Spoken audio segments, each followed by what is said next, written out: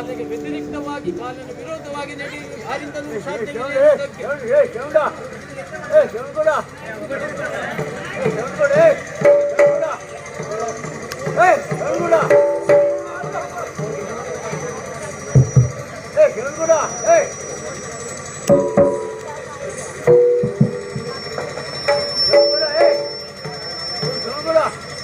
ಕಾಲನ ವಿರೋಧವಾಗಿ ನಡೆಯಲಿಕ್ಕೆ ಯಾರಿಂದಲೂ ಸಾಧ್ಯವಿಲ್ಲ ಎನ್ನುವುದಕ್ಕೆ ನನ್ನ ಬದುಕೆ ಜ್ವಲಂತ ಸಾಕ್ಷಿ. ಯಾಕಂದ್ರೆ ದಶರಥ ಚಕ್ರವರ್ತಿಯ ಜ್ಯೇಷ್ಠ ಪುತ್ರನಾದಂತ ನಾನು ವಿದ್ಯಾಭ್ಯಾಸವನ್ನ ಮುಗಿಸಿ ಅರಮನೆಗೆ ಬಂದಂತ ಸಂದರ್ಭ ನನ್ನ ಯುವರಾಜ ಪಟ್ಟಾಭಿಷೇಕವನ್ನ ಮಾಡಬೇಕೆಂಬಂತ ಕಾರಣಕ್ಕಾಗಿ ಎಲ್ಲ ಸಿದ್ಧತೆ ನಡೆದಿತ್ತು.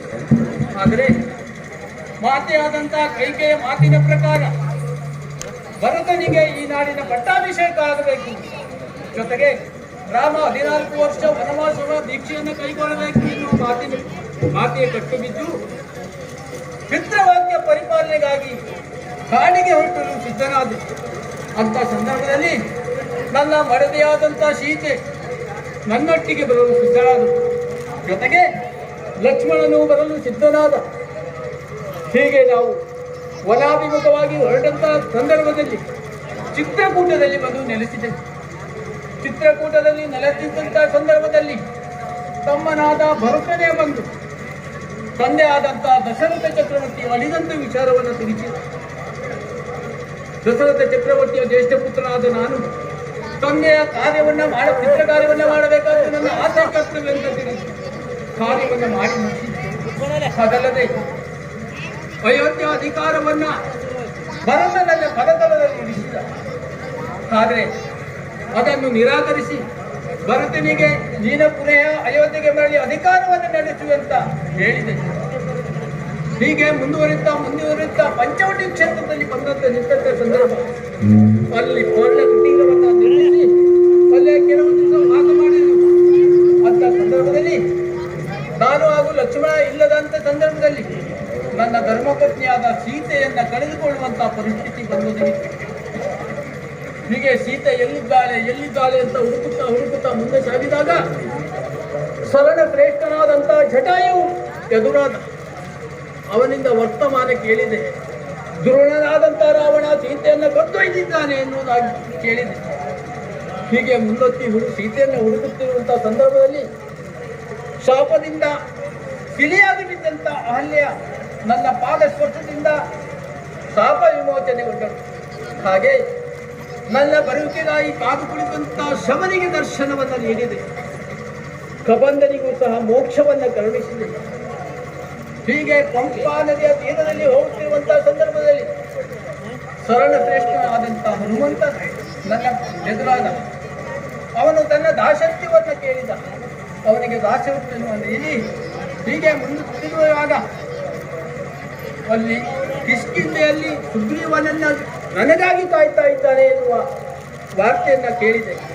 ಹಾಗಾಗಿ ನೇರವಾಗಿ ಕಿಷ್ಕಿಂಧೆಗೆ ಹೋದೆ. ಕಿಷ್ಕಿಂಧೆಯಲ್ಲಿ ಸುಗ್ರೀವ ತನ್ನ ಅಳಲನ್ನ ಹೇಳಿಕೊಂಡ ಅಣ್ಣನಾದ ವಾಲಿಯಿಂದ ನನಗೆ ವಂಚನೆ ಆಗಿದೆ. ನನ್ನ ಹೆಂಡತಿಯಾದ ರುಮಿಯನ್ನ ಅವನು ಇಟ್ಟುಕೊಂಡಿದ್ದಾನೆ. ರಾಮ ಅವನಿಂದ ನನಗೆ ಬಿಡುಗಡೆ ಹೊಂದಿ ಆ ಅನ್ಯಾಯವನ್ನ ದೂರೀಕರಿಸಿ ನ್ಯಾಯವನ್ನು ಒದಗಿಸಿಕೊಡು ಎನ್ನುವುದಾಗಿ ನನ್ನ ಪದತಲದಲ್ಲಿ ಬಿದ್ದು ಬೇಡಿದ.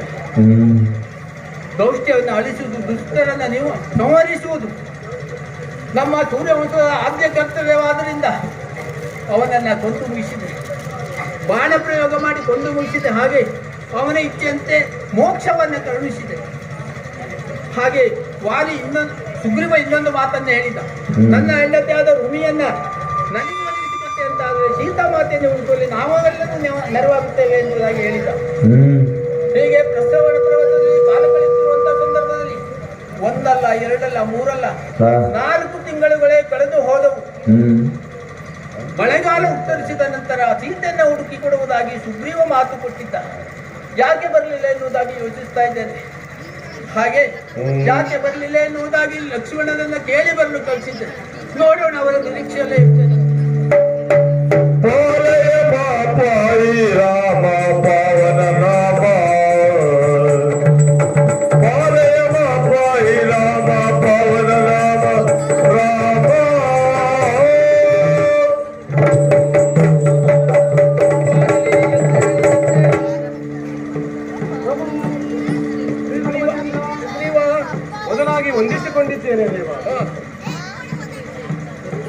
ಬರಲು ಹ, ಬಹಳ ತಡವಾಯಿತು ಎಂದು ಬೇಸರಿಸಿದೆ.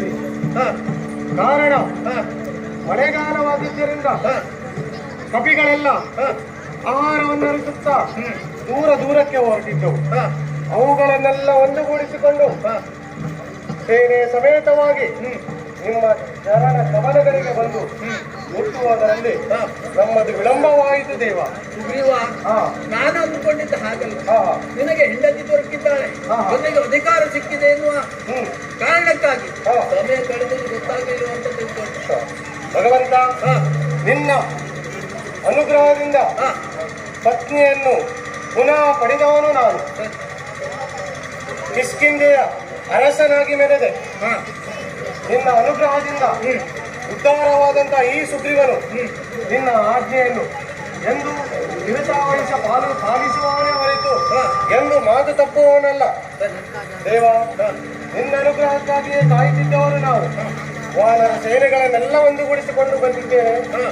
ಆದ್ದರಿಂದ ಚಿಂತಿಸುವ ಅಗತ್ಯವಿಲ್ಲ ದೇವ.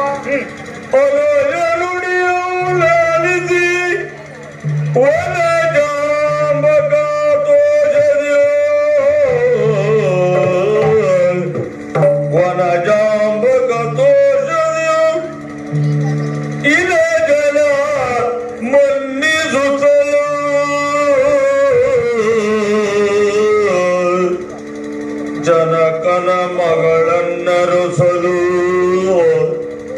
ಜನಗನ ಮಗಳನ್ನರಸಲು ಅನುವನ್ನೊಡ್ಡಿರಿ ಎಂದು ಸುಗ್ರೀವನು ಇಂತೆಂದನು. ಪ್ರಭು ಸುಗ್ರೀವ, ಈಗಲೇ ನೀವು ಬಲವಾಗಿ ಬಂದರು ಸರ್. ನನ್ನ ಖಾತೆಯಾದಂತ ಸೀತೆಯನ್ನ ಹುಡುಕಿಕೊಡ್ತೀರಿ ಎನ್ನುವುದಾಗಿ ಭರವಸೆಯ ಮಾತನ್ನ ಇಟ್ಟಿದ್ದೀರಿ. ಹಾಗಾಗಿ ಹುಡುಕಿ ಕೊಡುವಿರೆಂಬ ಭರವಸೆಯು ನನಗುಂಟು. ಇದಕ್ಕೆ ನಿಮ್ಮ ಅಭಿಪ್ರಾಯ?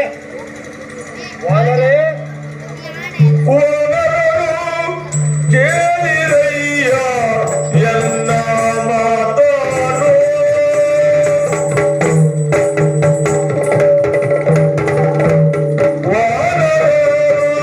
ಕೇಳಿರಯ್ಯ ಎನ್ನ ಮಾತನು ಈಗ ಜಾನಕಿ ದೇವಿಯ ಗರತಿ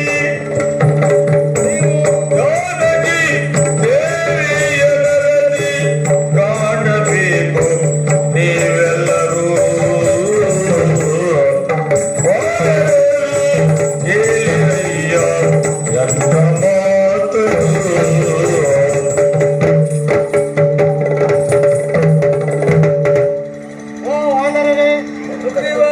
ಬನ್ನಿ, ರಾಮನ ಅನುಗ್ರಹವಾಗಿದೆ ನಮ್ಮ ಮೇಲೆ. ಹೌದು, ಅವನಿಂದ ಪಡೆದುಕೊಂಡದ್ದನ್ನೆಲ್ಲವನ್ನು ಪಡೆದಿದ್ದೇವೆ. ಸತ್ಯ. ಅಂದ ಮೇಲೆ ಅವರ ಮಾತಿಗೆ, ಅವರ ವಚನಕ್ಕೆ ನಾವು ಬದ್ಧರಾಗಿ ಬಾಳಬೇಕು. ಸತ್ಯವಾಗಿಯೂ. ಆದ್ದರಿಂದ ರಾಮರ ಪತ್ನಿಯಾದಂತಹ ಸೀತಾಮಾತೆಯನ್ನು ದುರುಳ ರಾವಣನು ಕದ್ದೊಯ್ದಿದ್ದಾನೆ. ಹೌದು. ಆದರೆ ಅವನು ಅವಳನ್ನು ಎಲ್ಲಿಟ್ಟಿದ್ದಾನೆ ಅನ್ನುವುದೇ ನಮಗೆ ಒಂದು ಯಕ್ಷ ಪ್ರಶ್ನೆಯಾಗಿ ಪರಿಣಮಿಸಿದೆ. ಆದ್ದರಿಂದ ನಾವು ನಮ್ಮ ಕಪಿ ಸೈನ್ಯಗಳನ್ನೆಲ್ಲ 4 ಭಾಗಗಳನ್ನಾಗಿಸಿ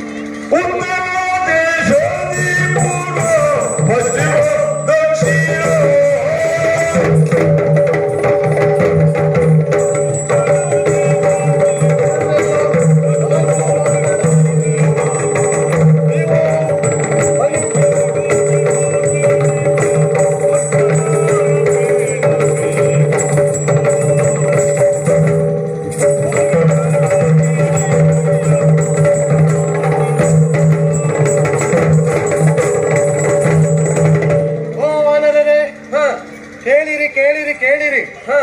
ನೀವು 4 ಭಾಗಗಳಾಗಿ ಪೂರ್ವ, ಪಶ್ಚಿಮ, ಉತ್ತರವಾಗಿ ಹೊರಟು ಹೋಗಬೇಕು. ಪ್ರತಿಯೊಬ್ಬರು ನಿಮಗೆ ಕೊಟ್ಟಂತಹ ಕಾರ್ಯಗಳನ್ನ ಚಾಚು ಚಪ್ಪದೆ ಅತ್ಯಂತ ಶ್ರದ್ಧಾ ನಿಷ್ಠೆಯಿಂದ ಪಾಲಿಸಿ ಸೀತಾ ಅನ್ವೇಷಣೆಯಲ್ಲಿ ತೊಡಗಬೇಕು. ಓ ಜಾಂಬವಂತರೇ, ನಿಮ್ಮಲ್ಲಿ ನನ್ನದೊಂದು ಭಿನ್ನವಿದೆ. ಏನದು? ನೀವು ರಾಜಕುಮಾರ ಅಂಗದನ ಜೊತೆಗೂಡಿ ದಕ್ಷಿಣದ ದಿಕ್ಕಿಗೆ ಹೊರಡಬೇಕು. ಸೀತಾ ಮಾತೆಯ ಅನ್ವೇಷಣೆಯಲ್ಲಿ ಹ. ನೀವು ಸಫಲರಾಗುತ್ತೀರಿ ಎನ್ನುವ ಭರವಸೆ ನನ್ನದು. ಹ. ಆದ್ದರಿಂದ ನಳ ನೀಲ ಅಂಗದ ಹನುಮಂತನ ಜೊತೆಗೂಡಿ ಹ. ನೀವು ದಕ್ಷಿಣ ದಿಕ್ಕಿಗೆ ಹೊರಡಿ ಹ. ಅಲ್ಲಿಂದ ಶುಭವಾರ್ತೆಯನ್ನು ಪಡೆದು ಹಿಂದಿರುಗುತ್ತೆ ಅಂತ ನಂಬಿಕೊಂಡಿದ್ದೇನೆ. ಹ. ಅದರಿಂದ ಎಷ್ಟು ದಿವಸದ ಪರ್ಯಂತರ?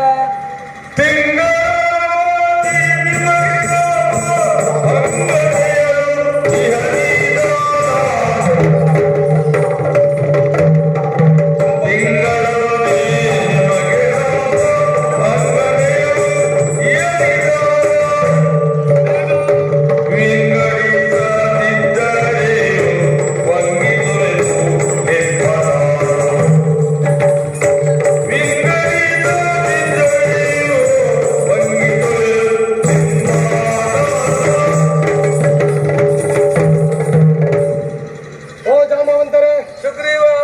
ಎಲ್ಲರಿಗೂ ಹೇಳಿದ ಹಾಗೆ ಹ. ನಿಮಗೂ ಹೇಳುವುದು ಹಾಗೆ. ಏನನ್ನ? ಮಾಸ ಒಂದು ತಿಂಗಳ ಒಳಗಾಗಿ. ಒಂದು ತಿಂಗಳ ಒಳಗಾಗಿ ಹ. ಸೀತೆಯ ಅನ್ವೇಷಣೆಯಲ್ಲಿ ತೊಡಗಿ ಹ. ಶುಭವಾರ್ತೆಯೊಂದಿಗೆ ಮಾತೆ ಎಲ್ಲಿದ್ದಾಳೆ ಎನ್ನುವುದನ್ನು ಪತ್ತೆ ಹಚ್ಚಿಕೊಂಡು ಬರಬೇಕು. ಹ. ಒಮ್ಮೆ ತಪ್ಪಿದಿರಿ ಅಂತಾದರೆ ಹ. ವಾನರ ಜಾತಿಗೆ ಶ್ರೇಷ್ಠವಾದಂತಹ ಅಂಗ ಯಾವುದು? ಲಾಂಗೂರ, ಹ. ಬಾಲ. ಹ. ಅದು ಪ್ರಾಣಕ್ಕೆ ಸಮಾನ ವಾನರ ಜಾತಿಗೆ. ಹ. ಅದನ್ನು ತುಂಡರಿಸುತ್ತೇವೆ. ಹ. ಅದಲ್ಲದೆ ನಿಮ್ಮ ನಾಲಿಗೆಗಳನ್ನೆಲ್ಲ ಹ. ಸೀಳಿ ಹ. ನಿಮ್ಮ ವಧೆ ಮಾಡುತ್ತೇವೆ. ಹ. ಆದ್ದರಿಂದ ಹ. ಸುಗ್ರೀವನ ವಚನವೂ ಹಾಗೆ, ಹ. ಸುಗ್ರೀವನ ಕೊಡುವ ಮಾತುಗಳು ಹಾಗೆ. ಹ. ಅದಕ್ಕಾಗಿ ಹೆಸರುಂಟು ಸುಗ್ರೀವಾಜ್ಞೆ ಎಂದು. ಸುಗ್ರೀವಾಜ್ಞೆ. ಆದ್ದರಿಂದ ಹ. ಇಂದಿನ ನನ್ನ ಆಜ್ಞೆ ಹ. ಅನ್ನು ನೀವು ಪಾಲಿಸಬೇಕು. ಪಾಲಿಸತಕ್ಕದ್ದು. ಲಘು ಬಗೆಯಿಂದ ಹೊರಡಿ ಹ. ಮಾತೆ ಜಾನಕಿಯನ್ನು ಅನ್ವೇಷಿಸಿಕೊಂಡು ಹ. ಬರಬೇಕು. ಆದಿತ್ತು ಸುಗ್ರೀವ. ಸೇರಿಕೊಂಡು ನಾವು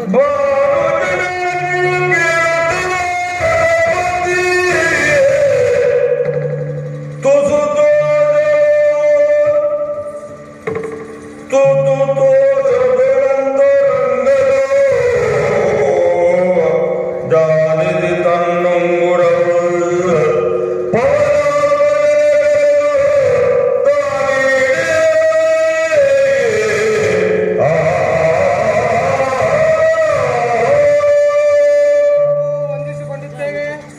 ನಮ್ಮವರೇ ಬನ್ನಿ. ಸುಗ್ರೀವನ ಆಜ್ಞೆಯನ್ನ ಕೇಳಿದಂತ ಕಪಿ ವೀರರು ನಾಲ್ಕು ದಿಕ್ಕಿಗಾಗಿ ಹೊರಟಿದ್ದಾರೆ. ಆದರೆ ದಕ್ಷಿಣ ಪಥದಲ್ಲಿ ಹೊರಟು ನಿಂತ ಜಾಂಬವನ ನಿರ್ದೇಶನದಲ್ಲಿ ಹೊರಟು ನಿಂತ ಪಂಗಡದಲ್ಲಿ ಶರಣ ಶ್ರೇಷ್ಠನಾದಂತ ಹನುಮನಿದ್ದಾನೆ. ಹಾಗಾಗಿ ಈ ಒಂದು ಸಂದರ್ಭದಲ್ಲಿ ಹನುಮಂತನನ್ನ ಕರೆದು ಅಂತರಂಗದ ಎರಡು ನುಡಿಯನ್ನ ಆಡಬೇಕಾಗಿದೆ. ಹನುಮಂತ,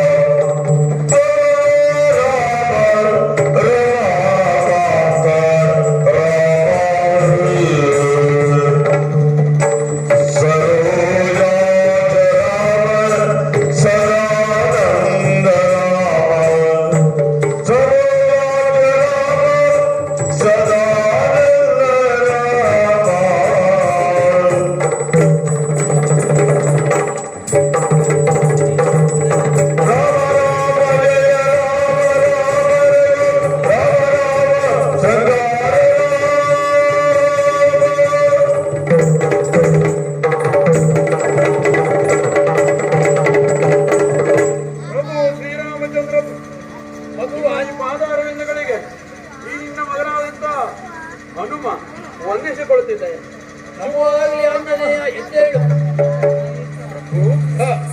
ಇದೀಗ ಸೀತಾನ್ವೇಷಣೆಯ ಕಾರ್ಯದಲ್ಲಿ ಎಲ್ಲ ವಾನರ ಶ್ರೇಷ್ಠರು ಎಲ್ಲ ಹೊರಟು ನಿಂತಿದ್ದಾರೆ. ಹೌದು, ನಾಲ್ಕು ದಿಕ್ಕಿಗಾಗಿ ಹೊರಟು ನಿಂತ ಸಂದರ್ಭದಲ್ಲಿ ನಾನು ನಿನ್ನನ್ನೇ ಕರೆದಿದ್ದೇನೆ.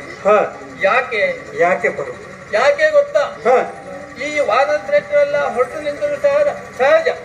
ಆದ್ರೆ ಸೀತಾ ಮಾತೆಯ ಅನ್ವೇಷಣೆಯಲ್ಲಿ ಅವರಿಂದ ಯಾರಿಂದಲೂ ಸಾಧ್ಯವಿಲ್ಲ ಎನ್ನುವುದು ನನ್ನ ಮನವರಿಕೆ ಆಗಿದೆ. ಮತ್ತೆ ಅದು ನಿನ್ನಿಂದಲೇ ಸಾಧ್ಯ ಎನ್ನುವುದು ನನ್ನ ಮನದಟ್ಟ ಮಾಡಬೇಕಾಗಿದೆ ಎಂಬ ಕಾರಣಕ್ಕಾಗಿ ಧನ್ಯೋಸ್ಮಿ ಮಹಾಪ್ರಭು, ಧನ್ಯೋಸ್ಮಿ. ನಿನ್ನೆಲ್ಲ ಕರೆದು ಹ, ಒಂದೆರಡು ಮಾತನ್ನ ಆಡಬೇಕಾಗಿದೆ ಈಗ. ನನ್ನಲ್ಲ? ಹೌದು.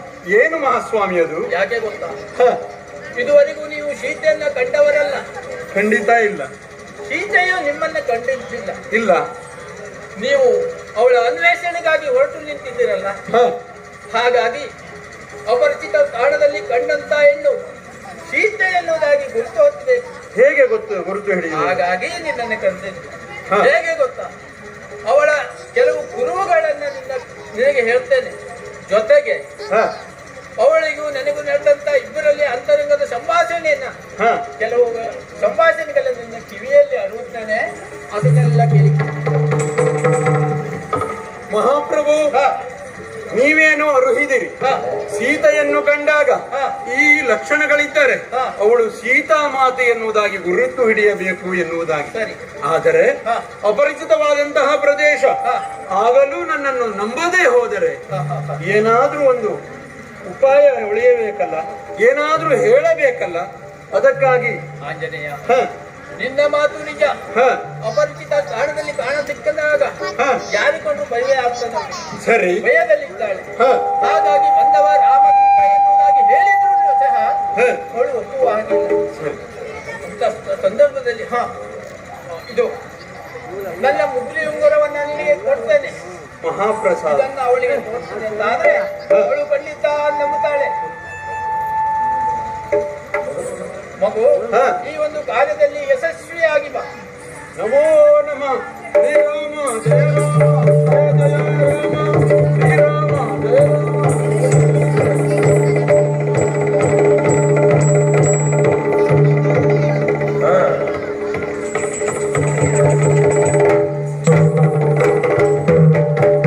ಶ್ರೀರಾಮ ಪ್ರಭುವಿಂದ ಮಹಾದ ಆಜ್ಞೆಯನ್ನು ಪಡೆದದ್ದಾಯಿತು. ಕುರುಹುಗಾಗಿ ಮುದ್ರೆಯುಂಗುರವನ್ನು ಪಡೆದದ್ದಾಯಿತು. ಇನ್ನೇಕೆ ತಡ, ದಕ್ಷಿಣ ಪಥವಾಗಿ ಸಾಗುತ್ತಿರುವಂತಹ ನಮ್ಮ ತಂಡವಾದಂತಹ ಜಾಂಬವರೊಡನೆ ಸೇರಿಕೊಳ್ತೇನೆ. ಆದಷ್ಟು ಬೇಗ ಆಗಲಿ.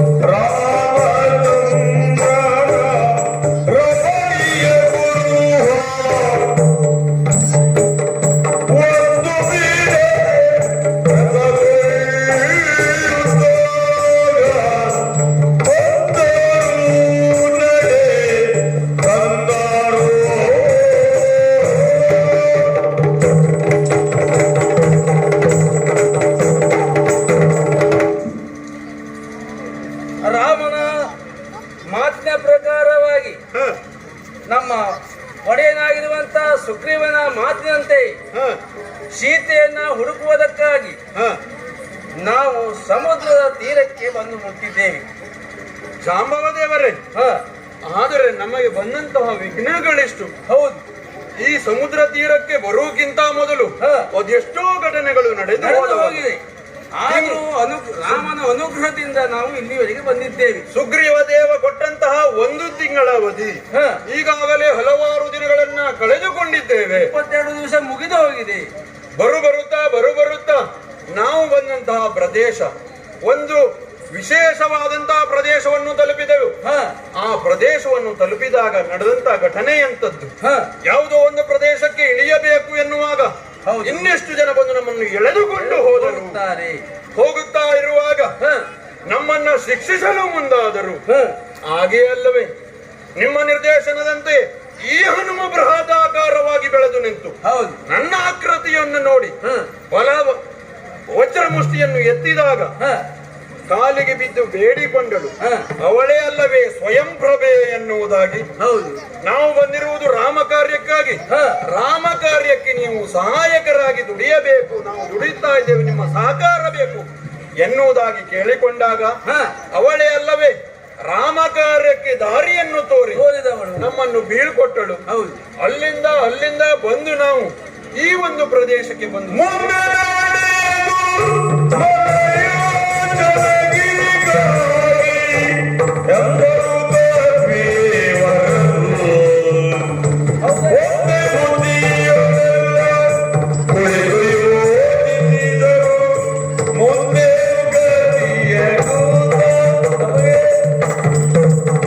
ಓ ಹನುಮ, ಮಹಾಸ್ವಾಮಿ.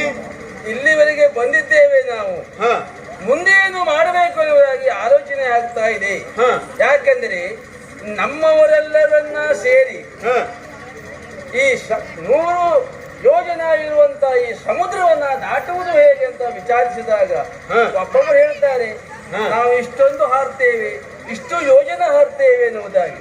ಹೌದು ಜಾಂಬವದೇವರೇ, ನೋಡುತ್ತಾ ನೋಡುತ್ತಾ ಇರುವಂತ ಈ ಸಮುದ್ರ ಪ್ರದೇಶವನ್ನು ತಲುಪಿದಂತಹ ನಾವು ಯೋಚನಾ ಮಗ್ನರಾಗಿದ್ದೆವು. ರಾಮ ನಾಮ ಜಪವನ್ನು ಜಪಿಸುತ್ತಿರುವಂತಹ ಸಂದರ್ಭ ಬಿದ್ದಿರುವ ಒಂದು ಪಕ್ಷಿಯೊಂದು ನಮ್ಮೆಡೆಗೆ ಬಂದು ಸಾಗಿ ಬಂದು ಏನು ವಿಷಯ?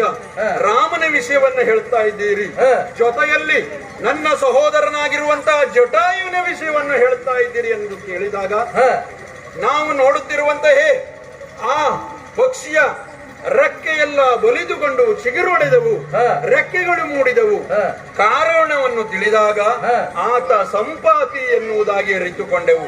ಆತನೇ ಹೇಳದ್ದಲ್ಲವೇ, ಚಿಕ್ಕಂದಿನಲ್ಲಿ ನಾವಿಬ್ಬರು ಗಗನಚುಂಬಿಯಾಗಿ ಹಾರುತ್ತಿರುವಂತಹ ಸಂದರ್ಭ, ತಮ್ಮನಿಗೆ ತೊಂದರೆಯಾಗಬಾರದೆಂದು ನನ್ನ ರೆಕ್ಕೆಯನ್ನು ಸೂರ್ಯನಿಗೆ ಅಡ್ಡಲಾಗಿ ಬಿಚ್ಚಿ ಹಾರುತ್ತಿರುವಂತಹ ಸಂದರ್ಭ, ಸೂರ್ಯನ ಪ್ರಖರವಾದಂತಹ ಕಿರಣಗಳು ನನ್ನ ಮೈ ಮೇಲೆ ಬಿದ್ದು ರೆಕ್ಕೆಗಳೆಲ್ಲ ಸುಟ್ಟು ಹೋಗಿದ್ದವು.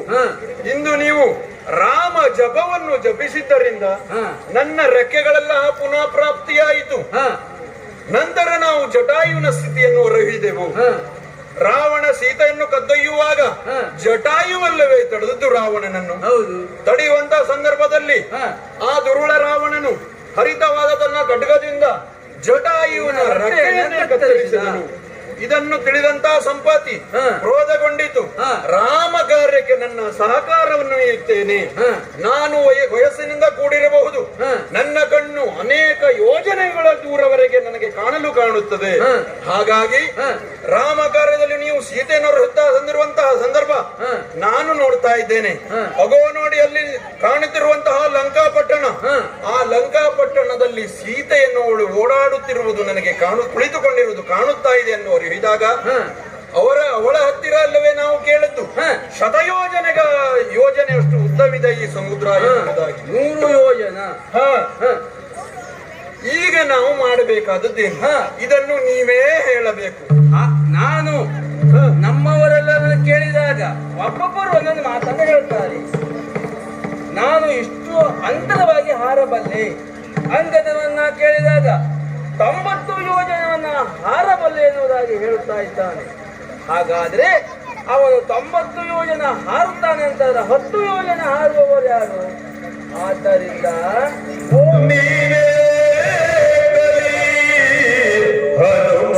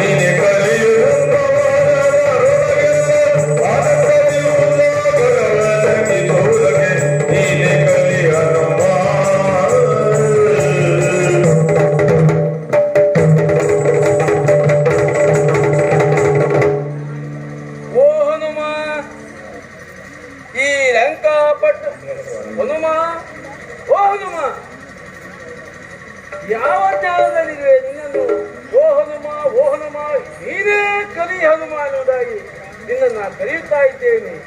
ನೀನು ನಾನು ಹೇಳಿದ ಮಾತನ್ನ ಲಕ್ಷ್ಯ ಹಾಕದೆ ಒಂದೇ ಸಮನೆ ರಾಮ ರಾಮ ಎನ್ನುವ ಭಜನೆಯನ್ನ ಮಾಡುತ್ತಿರುವೆಯಲ್ಲ. ಹನುಮ ಏಳು ಏಳು. ಸಾಂಬವರೇ, ನೀವೇ ಹೇಳ್ತಾ ಇದ್ದೀರಾ, ನೀನೇ ಕಲಿ ಹನುಮ ಎನ್ನುತ್ತಾ ಇದ್ದೆ.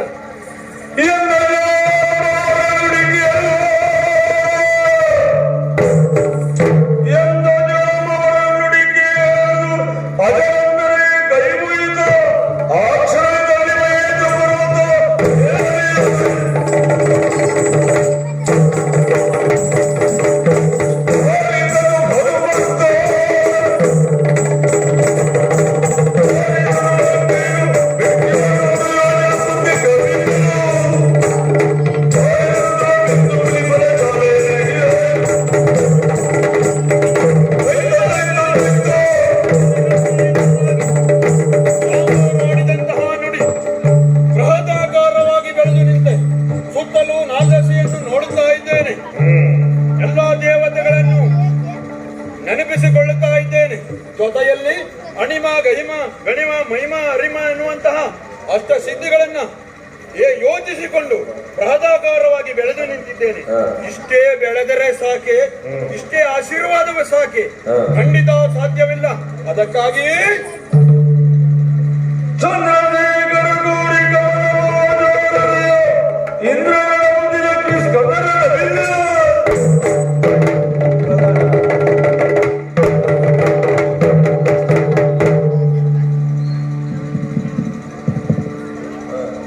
ಸಕಲ ದೇವತೆಗಳನ್ನು ನಮಸ್ಕರಿಸಿದ್ದೇನೆ.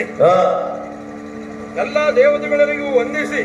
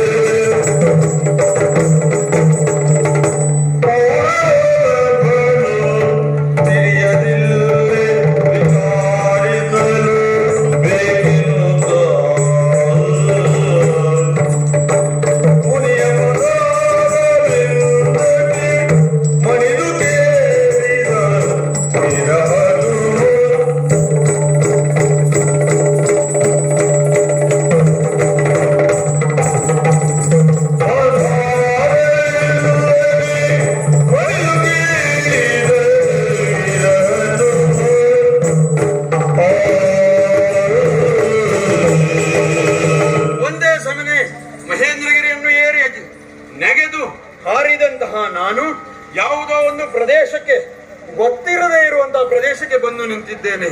ಯಾವ ಪ್ರದೇಶವಿರಬಹುದು? ವಿಚಿತ್ರವಾದಂತಹ ಸನ್ನಿವೇಶವನ್ನು ಕಾಣುತ್ತಾ ಇದ್ದೇನೆ. ವೈರ ಭಾವನೆಯಿಂದ ಕೂಡಿರುವಂತಹ ಇದು ಆಶ್ರಮ ಪ್ರದೇಶ ಎನ್ನುವುದಾಗಿ ಕಾಣುತ್ತಾ ಇದೆ. ಹಾಗಾದ್ರೆ ಈ ಪ್ರದೇಶವನ್ನು ಕುರಿತು ಯಾರಾದರೂ ಹತ್ತಿರ ವಿಚಾರಿಸಲೇಬೇಕು. ಆಶ್ರಮ ಪ್ರದೇಶವಾಗಿರುವುದರಿಂದ ಇಲ್ಲಿ ಯಾರಾದರೂ ಮುನಿಗಳು ಇರಲೇಬೇಕು. ತಡ ಮಾಡುವುದು ಸರಿಯಲ್ಲ. ಹುಡುಕುತ್ತಾ ಮುಂದೆ ಸಾಗುತ್ತೇನಂತೆ.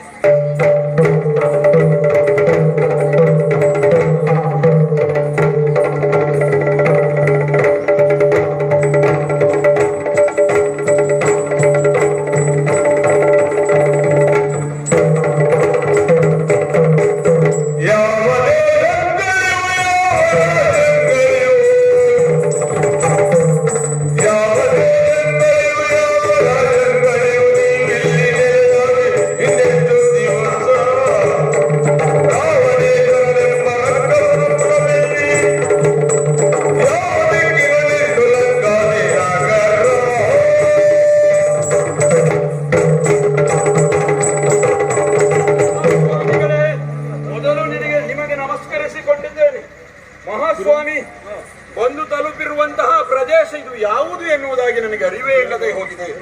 ಹಾಗಾಗಿ ನಾನು ಬಂದಿರುವಂತಹ ಈ ಪ್ರದೇಶ ಯಾವುದು, ಜೊತೆಯಲ್ಲಿ ನಾನು ಬಂದಿರುವಂತಹ ಕಾರ್ಯ ರಾವಣೇಶ್ವರನ ಊರನ್ನು ಹುಡುಕುತ್ತಾ ಬಂದಿದ್ದೇನೆ. ಹಾಗಾಗಿ ಆ ರಾವಣನು ಇರುವಂತಹ ಪ್ರದೇಶವನ್ನು ನನಗೆ ತಿಳಿಸಿಕೊಡುತ್ತೀರಾ? ಅವರಿರುವಂತಹ ಜಾಗವನ್ನ ನಾನು ನನಗೆ ಯಾಕೆ ತಿಳಿಸಿಕೊಡಬೇಕು? ಯಾಕೆ ತಿಳಿಸಿಕೊಡ್ಬೇಕ ಮಹಾಸ್ವಾಮಿ? ಮಹಾಸ್ವಾಮಿಗಳೇ,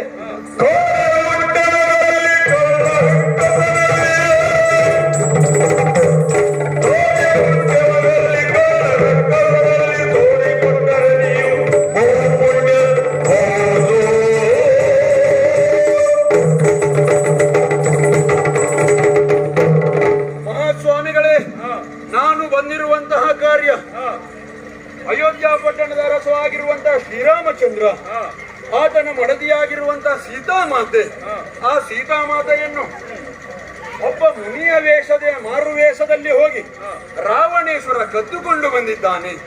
ಹಾಗಾಗಿ ಆ ಸೀತಾಮಾತೆಯನ್ನ ಅರಸುತ್ತ ರಾಮನ ಅಪ್ಪಣೆಯಂತೆ ರಾಮ ಭಂಟನಾಗಿ ರಾಮ ಸೇವೆಗಾಗಿ ನನ್ನ ಕಾರ್ಯವನ್ನು ತೊಡಗಿದ್ದೇನೆ. ಮಹೇಂದ್ರಗಿರಿಯನ್ನು ಏರಿ ಶತಯೋಜನೆಯನ್ನ ಹಾರಬೇಕು ಎನ್ನುವ ಉದ್ದೇಶದಿಂದ ಹಾರಿ ಬಂದಿದ್ದೇನೆ. ಬಂದಿರುವುದು ಈ ಪ್ರದೇಶಕ್ಕೆ. ಹಾಗಾಗಿ ಈ ಪ್ರದೇಶ ಯಾವುದು ಎನ್ನುವುದಾಗಿ ಸವಿಸ್ತಾರವಾಗಿ ಹೇಳ್ತೀರಾ? ಕೇಳುತ್ತಿರುವುದು ರಾವಣನ ಸ್ಥಾನವಲ್ಲ. ಹೌದು ಮಹಾಸ್ವಾಮಿ. ಕುರುಡನ ಕೈಗೆ ಕನ್ನಡಿ ಯಾಕೆ ಬದಿರಗೆ, ಕುರುಡನ ಕೈಗೆ ಕನ್ನಡಿ ಯಾಕೆ ಬದಿರಗೆ, ವರಸಂಗೀತದ ಮಾತೆಗೆ ಎರಡು ಕಾಲಿಲ್ಲದ ಕೆಳಗೆ ಯಾತ್ರೆ ತಿರುಗಾಡುವ ಸುದ್ದಿಯೇ.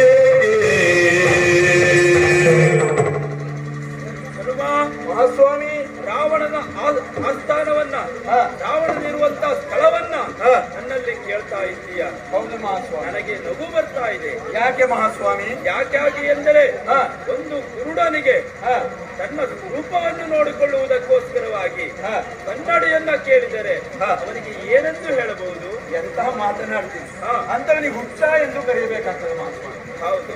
ಅಷ್ಟೇ ಅಲ್ಲದೆ ಸಂಗೀತದ ಗಾಳಿಯೇ ಸೋಕದವನಿಗೆ ಸಂಗೀತಗಾರನ ಮುಂದೆ ಕುಳ್ಳಿಸಿ ಅವನೊಡನೆ ಸಂಗೀತವನ್ನ ನುಡಿಸಿದರೆ ಅವನಿಗೆ ಏನೆನ್ನಬೇಕು? ಇದು ಅಪಸ್ಮೃತಿಯೇ ಆಗುತ್ತದೆ ಮಹಾಸ್ವಾಮಿ. ಅಷ್ಟೇ. ಯಾಕೆ? ಸ್ವರದ ಗಾನವೇ ಗೊತ್ತಿರದೇ ಅವನ ಎದುರುಗಡೆ ಸ್ವರಯುತವಾಗಿ ಹಾಡಿದರೆ ಪ್ರಯೋಜನವೇನು ಮಹಾಸ್ವಾಮಿ? ಅಷ್ಟೇ ಅಲ್ಲ, ಹೆಳವನಿಗೆ ತೀರ್ಥಯಾತ್ರೆ ಮಾಡುವ ಮನಸ್ಸು ಬಂದಿದೆ ಅಂತಾದರೆ ಅವನಿಗೆ ಏನನ್ನಬೇಕು? ಇದಕ್ಕೆ ಏನನ್ನಬೇಕು ಮಹಾಸ್ವಾಮಿ? ಕಾಲಿಲ್ಲದವನು ದೇಶ ಪರ್ಯಟನೆ ಮಾಡಲು ಸಾಧ್ಯವೇ ಮಹಾಸ್ವಾಮಿ? ಅಲ್ಲ, ನೀವು ಇಷ್ಟೂ ದೃಷ್ಟಾಂತವನ್ನು ಕೊಟ್ಟು ನನಗೆ ಹೇಳ್ತಾ ಇದ್ದೀರಲ್ಲ, ಈ ಎಲ್ಲಾ ಮಾತುಗಳನ್ನ ಈ ಹನುಮನಲ್ಲಿ ಯಾಕೆ ಹೇಳ್ತಾ ಇದ್ದೀರಿ ಮಹಾಸ್ವಾಮಿ? ಕಾರಣ ಉಂಟು. ಏನು? ಯಾಕಾಗಿ ಎಂದರೆ 7 ಸುತ್ತಿನ ಕೋಟೆ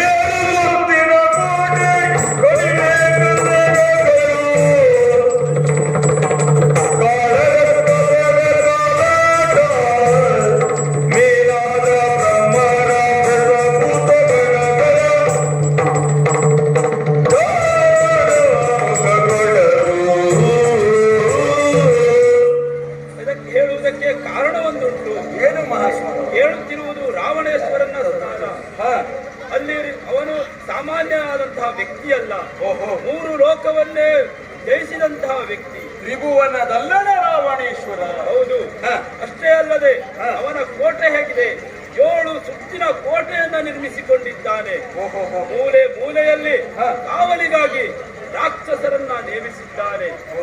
ಅಷ್ಟೇ ಅಲ್ಲ, ಆ ಕೋಟೆಯೊಳಗೆ ಒಂದು ನೊಣ ಕೂಡ ಹೋಗದಂತೆ ನೋಡಿಕೊಳ್ಳುತ್ತಿದ್ದಾನೆ.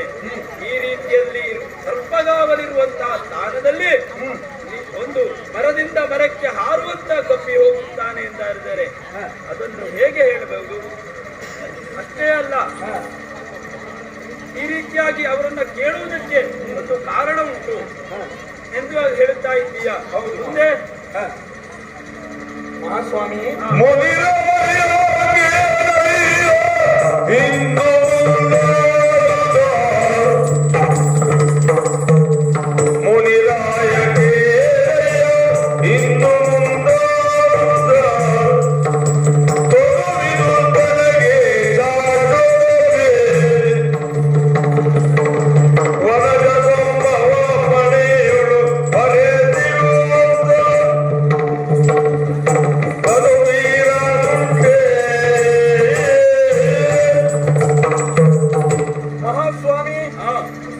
ನಿನಗೇಕೆ ಬೇಕು ಈ ಕೆಲಸ? ಮಹತ್ ಕಾರ್ಯದ ಕಾರ್ಯ ನಿನಗೇಕೆ ಎನ್ನುವುದಾಗಿ ಕೇಳ್ತಾ ಇದ್ದೀರಲ್ಲ ಮಹಾಸ್ವಾಮಿ. ಹೌದು ಮಹಾಸ್ವಾಮಿ, ಅಂಧಕಾರ ಮುಸುಕಿ ಈ ಹನುಮ ಒಂದು ಕಾಲದಲ್ಲಿ ಒಂದು ಮೂಲೆಯಲ್ಲಿ ಬಿದ್ದಿದ್ದ. ಆದರೇನು ಮಾಡುವುದು? ಪಂಪಾ ಸರೋವರದಲ್ಲಿ ಅಂದು ನಾನು ನನ್ನ ಪ್ರಭುವನ್ನು ಕಂಡಾಗ ನನ್ನ ಅಂಧತ್ವವೆಲ್ಲ ಮಾಯವಾಗಿ ಹೋಯಿತು. ಈ ಹನುಮನಿಗೆ ನಿಜವಾದ ಜ್ಞಾನ ದೊರೆತಿದ್ದು ಆ ನನ್ನ ಪ್ರಭುವಿನ ದರ್ಶನವಾದಾಗ. ಅಂದಾಗ ಆ ಪ್ರಭುವಿನಲ್ಲೇ ನನ್ನ ಎಲ್ಲ ಭಾವನೆಯನ್ನು ಅವನಲ್ಲಿ ಕೇಂದ್ರೀಕರಿಸಿ ಈ ಹನುಮನ ಜೀವನ ಇರುವುದು ಕೇವಲ ಶ್ರೀರಾಮಚಂದ್ರನ ಸೇವೆಗಾಗಿ. ನನಗೆ ಬೇಕಾದದ್ದು ಪದವಿಯಲ್ಲ ಮಹಾಸ್ವಾಮಿ, ನನಗೆ ಬೇಕಾಗಿರುವ ಶ್ರೀರಾಮನ ಸೇವಕನಾಗಿರಬೇಕು. ಆ ಸೇವೆಯಲ್ಲೇ ನನ್ನ ಜೀವನವನ್ನು ಸವೆಸಿ ಬಿಡಬೇಕು ಎನ್ನುವುದಾಗಿ ನಾನು ಅರಿತುಕೊಂಡವನು. ಅಂತಹ ಕಾರ್ಯದಲ್ಲಿ ನನ್ನ ಪ್ರಾಣ ಹೋದರೂ ಸರಿಯೇ, ಅದಕ್ಕೆ ನಾನು ಸದಾ ಸಿದ್ಧನಾಗಿರುತ್ತೇನೆ.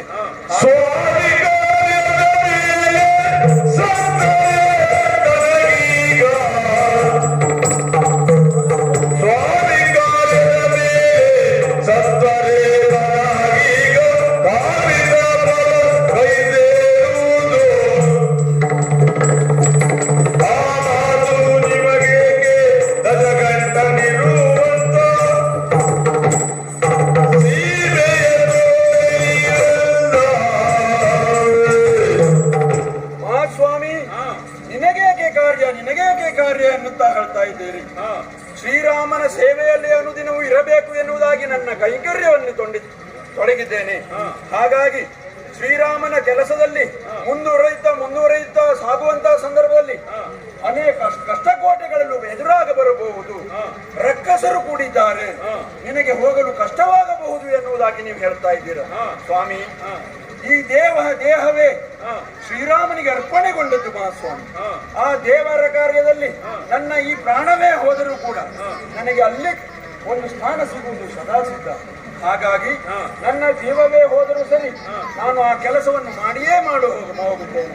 ಹಾಗಾಗಿ ರಾವಣೇಶ್ವರ ಇರುವಂತಹ ಪ್ರದೇಶವನ್ನ ದಯಮಾಡಿ ನನಗೆ ರುಹಬೇಕು ಮಹಾಸ್ವಾಮಿ. ಪ್ರಾಣವನ್ನು ಪಣಕ್ಕಿಟ್ಟಾದರೂ ಅಲ್ಲಿಗೆ ಹೋಗಬೇಕೆನ್ನುವುದಾಗಿ ಹೇಳ್ತಾ ಇದ್ದೀಯ. ಖಂಡಿತವಾಗಿಯೂ ಹೌದು. ಆ ಜಾಗವನ್ನು ನಾನು ನಿನಗೆ ತೋರಿಸಿಕೊಡಬಹುದು. ಆದರೆ ನನ್ನ ಪರಿಸ್ಥಿತಿ ನೋಡು ಏನಾಗಿದೆ.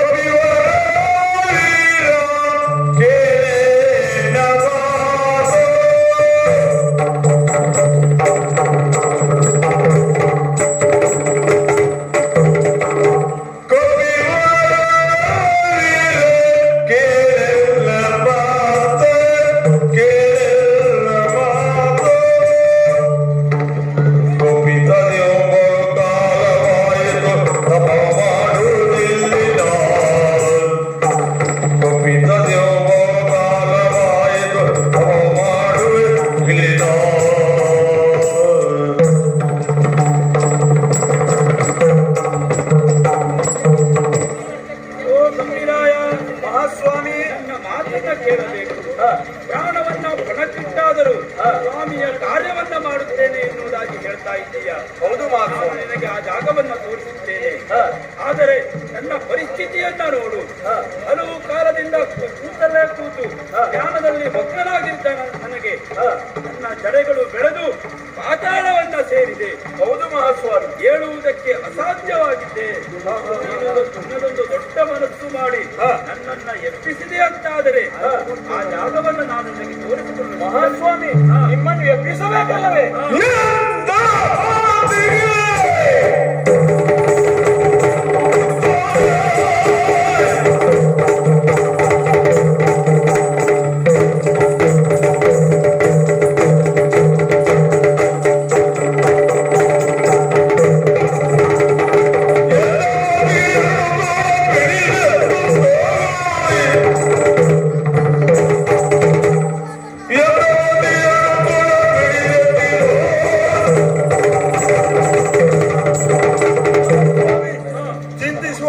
ಗದ್ಯವೇ ಇಲ್ಲ. ಏನು ನಿಮ್ಮ ಜಡೆಯೆಲ್ಲ ಬೆಳೆದು ನೆಲಕ್ಕೆ ಬೇರೂರಿದೆ, ಜೀವ ಮರುಗೆಟ್ಟಿದೆ, ಭೂಮಿಯಲ್ಲಿ ನನ್ನ ದೇಹವು ಸೇರಿಕೊಂಡಿದೆ ಎನ್ನುವುದಾಗಿ ಹೇಳ್ತಾ ಇದ್ದೇವೆ. ಈ ಹನುಮ ಬೆಳೆದು ನಿಂತಿದ್ದಾನೆ. ಈಗ ನೋಡಿ, ಒಂದೇ ಕ್ಷಣದಲ್ಲಿ ನಿಮ್ಮನ್ನು ಮೇಲೆ ಕೆತ್ತುತ್ತೇನೆ.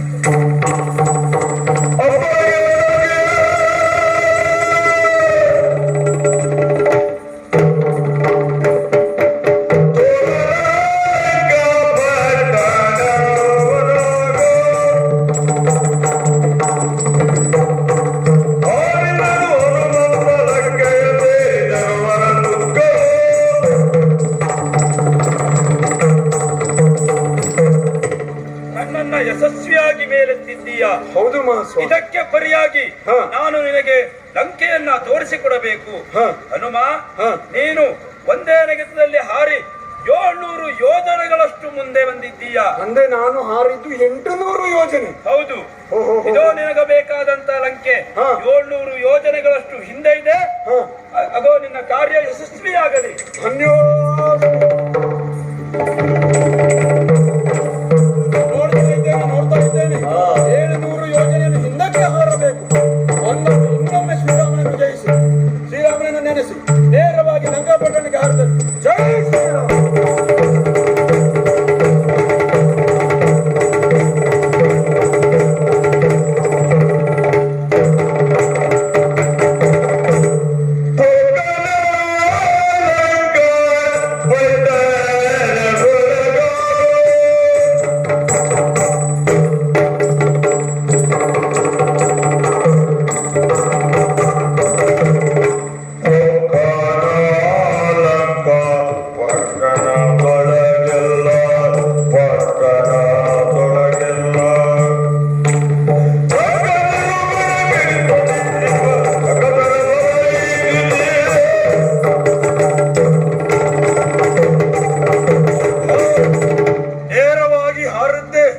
ಬಂದು ನಿಂತಿದ್ದೆ ಲಂಕಾಪಟ್ಟಣ.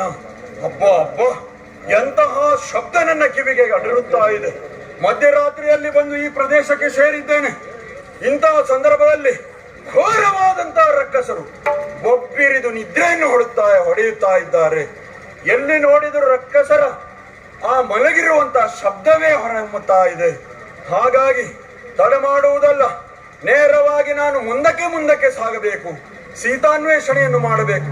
ಹಾಗಾಗಿ ಮುಂದಕ್ಕಾಗಿ ಹೋಗ್ತೇನೆ.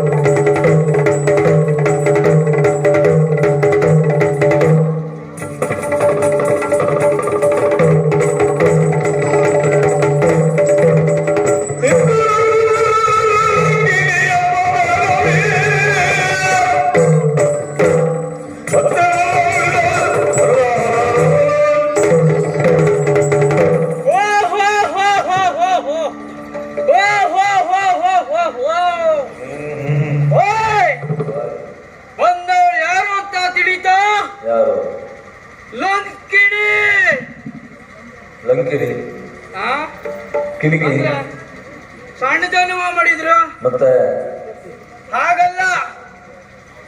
ಈ ಲಂಕಾಪಟ್ಟಣಕ್ಕೆ ಅಧಿಕಾರಿ ನನ್ನೊಡೆಯ ರಾವಣೇಶ್ವರ. ಈ 7 ಸುತ್ತಿನ ಕೋಟೆಗೆ ಭದ್ರ ಕಾವಲು ನಾನೇ ಲಂಕಿಣಿ ಎನ್ನುವುದಾಗಿ ಒಂದು ಸೊಳ್ಳೆಯು ನುಸುಳದ ಹಾಗೆ ಕಾಯುತ್ತಿರುವವಳು ನಾನು. ಬಿಡ್ತೀನ? ತಡ ಮಾಡುವುದಲ್ಲ. ನಮ್ಮವರೆಲ್ಲ ನಿದ್ರಿಸುತ್ತಿದ್ದಾರೆ ನನ್ನ ಭರವಸೆಯ ಮೇಲೆ. ಸ್ವಲ್ಪ ಹೊತ್ತು ನೋಡ್ತೇನಂತೆ ಆ ಕಡೆ ಈ ಕಡೆ.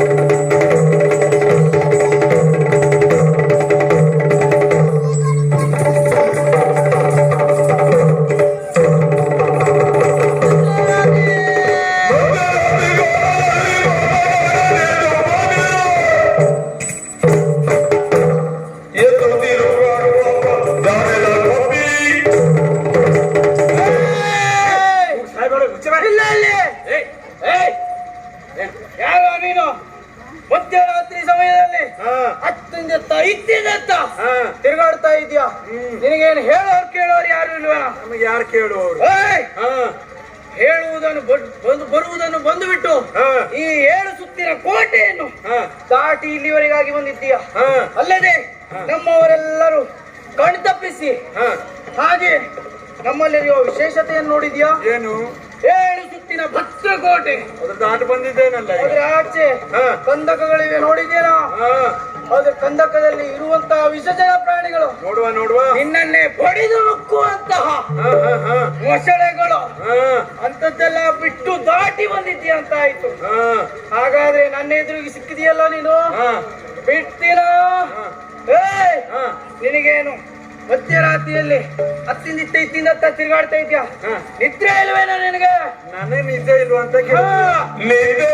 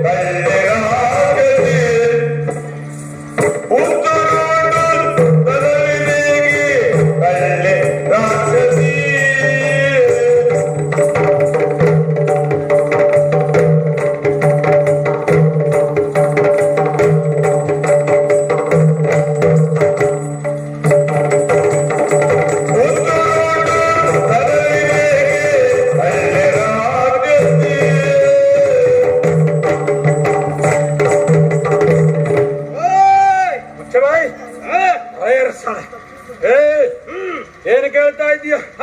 ರಾತ್ರಿ ಹೊತ್ತು ಸುತ್ತಾಡ್ತಾ ಇದ್ದೀಯ, ನಿನಗೆ ನಿದ್ದೆ ಇಲ್ವಾ ಅಂತ ಕೇಳ್ತಾ ಇದ್ದೀಯ. ಅದನ್ನೇ ನಾನು ನಿನಗೆ ತಿರುಗಿಸಿ ಕೇಳ್ತಾ ಇದ್ದೇನೆ. ಇಷ್ಟು ಹೊತ್ತು ಮಧ್ಯರಾತ್ರಿಯಲ್ಲಿ ಒಬ್ಬಳೇ ಸಂಚಾರ ಮಾಡ್ತಾ ಇದ್ದೀಯ. ಹೌದು, ಸಂಚಾರ ಮಾಡ್ತಿರುವಂತಹ ನಿನಗೆ ರಾತ್ರಿ ನಿದ್ದೆ ಬರೋದಿಲ್ವಾ? ನನ್ನ ಕಾರ್ಯವೇ ಇದು. ಅದಿರ್ಲಿ ಅದರಲ್ಲೂ ಕೂಡ ಮಾಡ್ತಿರುವಂತದ್ದೇನು ಸೊಕ್ಕಿನ ಕಾರ್ಯ. ಯಾದ ಉದ್ದರೂಟುತನ, ಹಠಮಾರಿತನ. ನಿನ್ನಲ್ಲಿ ಹಠಮಾರಿತನ ಎದ್ದು ಕಾಣುತ್ತದೆ. ಯಾರು ನೀನು? ಬೇಕು ನಮ್ಮಂತವರಿಗೆ. ಹೆಚ್ಚು ಹಠಮಾರಿತನ ಒಳ್ಳೇದಲ್ಲ, ಅದನ್ನು ತಿಳಿಸಿ ಹೇಳ್ತಾ ಇದ್ದೇನೆ. ಜೊತೆಯಲ್ಲಿ ನನಗೆ ನಿದ್ದೆ ಬರುವುದಿಲ್ಲ ಅಂತ ಕೇಳ್ತಿದ್ದೀಯಲ್ಲ, ಬರುತ್ತಿಲ್ಲ ಅಂತ ಕೇಳುವವಳ ನೀನು ಯಾರು?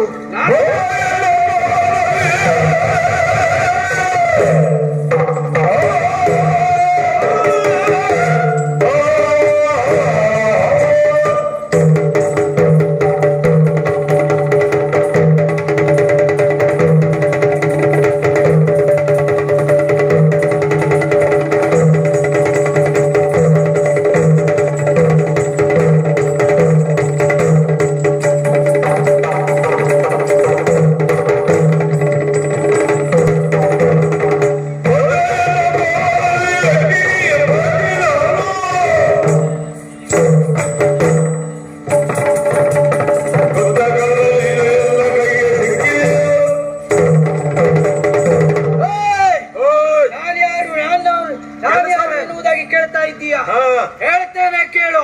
ಹೇಳು. ಲಂಕಾಪಟ್ಟಣವನ್ನು ದಾಟಿ ಬಂದಿದ್ದೀಯಾ? ಹೌದು.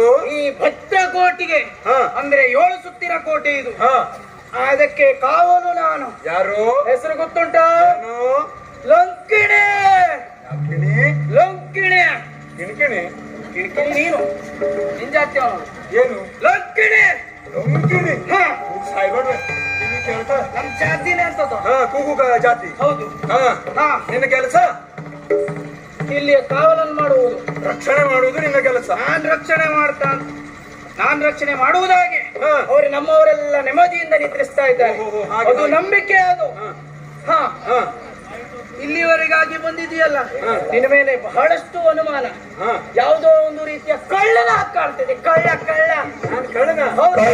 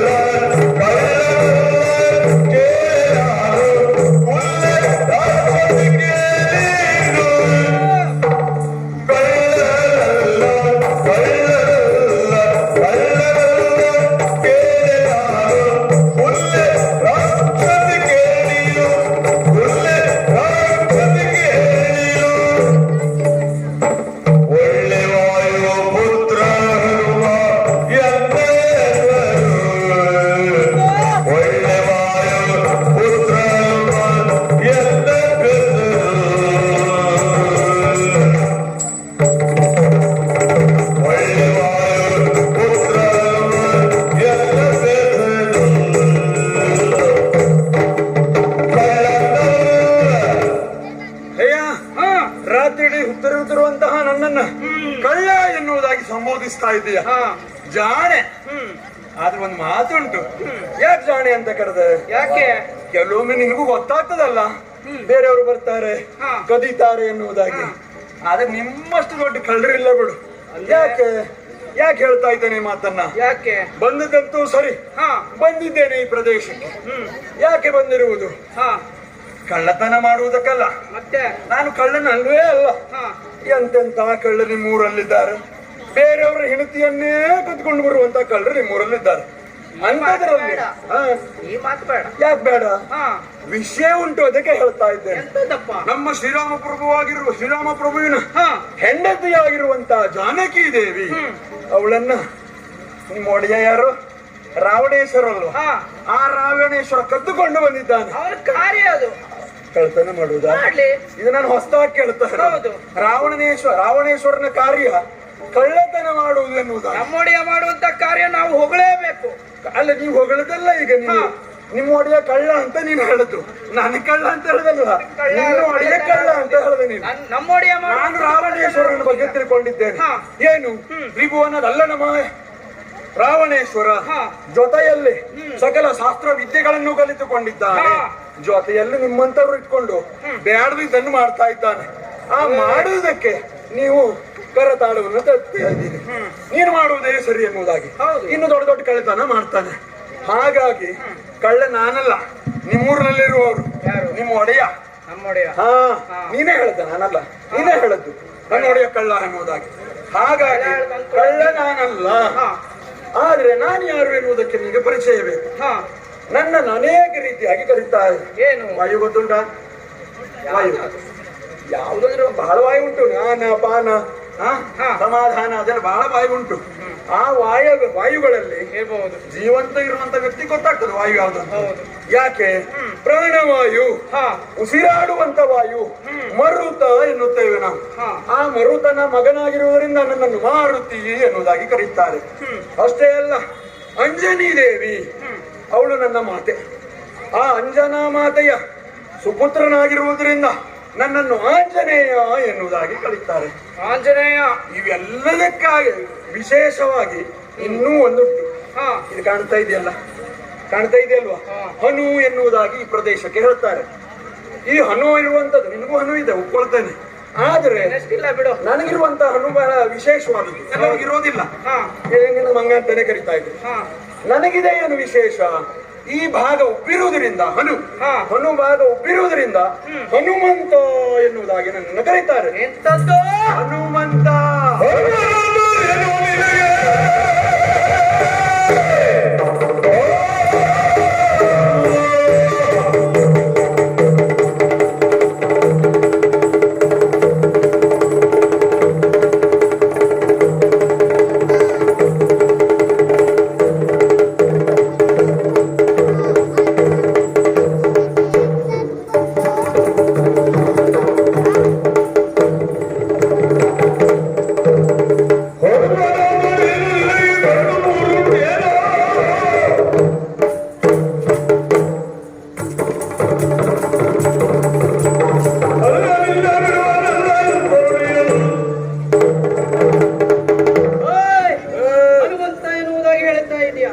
ಅಂಜನಾ ದೇವಿಯ ಮಗ ಆಂಜನೇಯ ಎನ್ನುವುದಾಗಿ ಹೇಳ್ತಾ ಇದ್ದಾರೆ. ವಾಯುಪುತ್ರ ಇಷ್ಟೆಲ್ಲ ಹೆಸರು ಉಂಟು ಅಂತ ಆಯ್ತು. ಹನುಮಂತನಾದ್ರೆ ಏನು, ನಿನಗೇನು ಮೂರು ಕಣ್ಣು ಉಂಟಾ? ಹನುಮಂತಾದ್ರೇನು, ನೀನ್ ಮೂರಲ್ಲಿ ಬಂದವನ ನಾನು. ವಿಶೇಷವಾದಂತ ಹೆಸರು ಅದು ನನಗೆ. ಮಂಗುವೆಯ ನಾನು ಬೇಜಾರಿಲ್ಲಪ್ಪ. ನನಗೆ ಮಂಗ, ನಾನು ಮಂಗನೆ. ನಿನಗೆ ಮಂಗ ಅಂದ್ರೆ ಅದಕ್ಕೊಂದೇ ಹೆಸರು ಇಟ್ಕೊಂಡಿದ್ದೆ. ಕಸಿ ಮಂಗ ನಾನು ಮಂಗನೆ, ನನ್ಗೆ ಬೇಜಾರವೇ ಇಲ್ಲ. ಮುಂದೆ ನಿನಗೇನು ಮೂರು ಕಣ್ಣು ಉಂಟು? ಮೂರು ಕಣ್ಣಿರೋರು ಮಾತ್ರ ಹನುಮಂತ ಅಂತ. ಏನೇ ಆಗ್ಲಿ ಇಷ್ಟೊಂದು ಪ್ರಯತ್ನ ಪಟ್ಟು ಇಲ್ಲಿವರೆಗಾಗಿ ಬಂದಿದ್ಯಾ. ತೆಂಗಿನಕಾಯಿಗೂ ಮೂರು ಕಣ್ಣು ಉಂಟು, ನೆನಪಿರಲಿ. ಅದು ಹನುಮಂತ ಅಂತ ಹೇಳುದು. ನಿನಗೆ ಪಾಲ ಉಂಟು. ಹಾಗಾಗಿ ಮನಿ ಮಂಗ ಅಲ್ಲಲ್ಲ, ಮಂಗ ಸರಿ. ಹನು ಹನು ಹನು ಮುಂದಿದ್ದಕ್ಕೆ ನೀವು ಅಂದ್ರೆ ನೀನು ಮೂರು ಕಣ್ಣಿರುವ ಅಂತ ನಿಮ್ಮ ಪರಶಿವನ ಬಿಟ್ಟರೆ ನಿಮಗೆ ದೇವರು ಇಲ್ಲ ಅಂತ ಹೇಳುದು. ಯಾರಿಲ್ಲ. ನೀನು ನನ್ನನ್ನು ವೈದಾಟ ಬರುವುದು. ಹೌದು. ನನ್ನನ್ನು ಸಾಯಿಸಲಿಕ್ಕೆ ನೋಡುವ.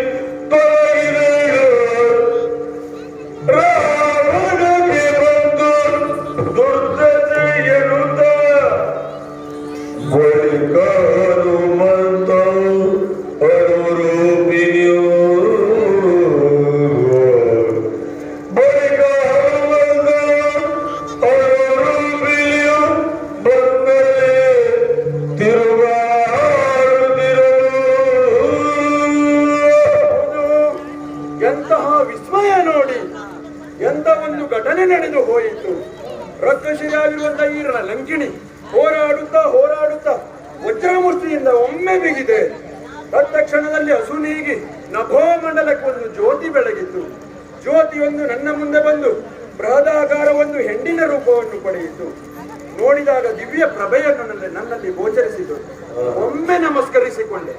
ವಿಷಯವನ್ನು ಕೇಳಲಾಗಿ ಆ ಲಂಕಿಣಿ ತನ್ನ ಕಥೆಯನ್ನು ಅರುಹಿದಳು. ನಾನು ಇಲ್ಲಿ ಲಂಕಿಣಿಯಾಗಿ ಬಿದ್ದಿರುವುದಕ್ಕೆ ಕಾರಣ, ಇನ್ನೊಮ್ಮೆ ಯಕ್ಷಲೋಕದಲ್ಲಿ ಯಕ್ಷಿಣಿಯಾಗಿ ಜೀವಿಸಿದವಳು. ಹಿಂದೊಮ್ಮೆ ಆ ಪರಶಿವ ಒಮ್ಮೆ ಬ್ರಹ್ಮ ಕಪಾಲವನ್ನು ಹಿಡಿದು ಭಿಕ್ಷೆಗೆ ಬಂದಾಗ, ನೀನು ಕಣ್ಣು ಮುಚ್ಚಿಕೊಂಡು ನಿನಗೆ ಭಿಕ್ಷೆಯನ್ನು ನೀಡುತ್ತೇನೆ ಎಂದು ಪರಮೇಶ್ವರನಿಗೆ ಅನುಗಿದಾಗ, ಯಕ್ಷಿಣಿಯು ಕೆಳಗೆ ಬಿದ್ದಿರುವಂತಹ ಕಲ್ಮಶವನ್ನು ಪರಶಿವನ ಭಿಕ್ಷಾಪಾತ್ರೆಗೆ ನೀಡಿದಳು. ತತ್ಕ್ಷಣದಲ್ಲಿ ಕುಪಿತಗೊಂಡಂತಹ ಪರಮೇಶ್ವರ, ಇಗೋ ನೀನು ಇಲ್ಲಿರುವುದಕ್ಕೆ ಸರಿ ಸಮಾನಳಲ್ಲ, ನೇರವಾಗಿ ಭೂಮಿಯಲ್ಲಿ ಬಿದ್ದಿರು, ಘೋರ ರಕ್ಕಸಿಯಾಗಿ ಬಿದ್ದಿರು ಎನ್ನುವುದಾಗಿ ಶಪಿಸಿದನಂತೆ. ತಕ್ಷಣವಾಗಿ ಯಕ್ಷಿಣಿಯು ಪರಶಿವನ ಪಾದದ ಮೂಲದಲ್ಲಿ ಬಿದ್ದು ಬೇಡಿಕೊಂಡಳಂತೆ.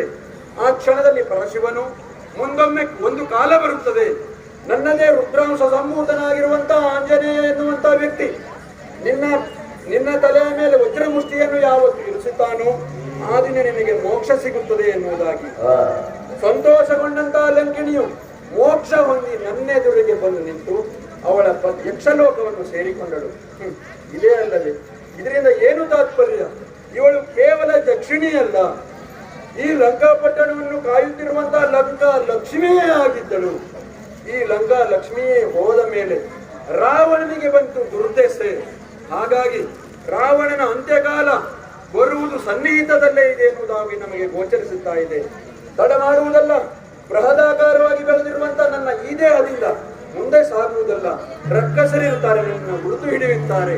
ಹಾಗಾಗಿ ಅಷ್ಟಮಾರಿ ಸಿದ್ಧಿಗಳನ್ನ ಬಳಸಿಕೊಂಡು ಅಣು ರೂಪದಲ್ಲಿ ನಾನು ಮುಂದೆ ಹೋಗಬೇಕು. ರಾಮ ರಾಮ ರಾಮ ರಾಮ ರಾಮ ರಾಮ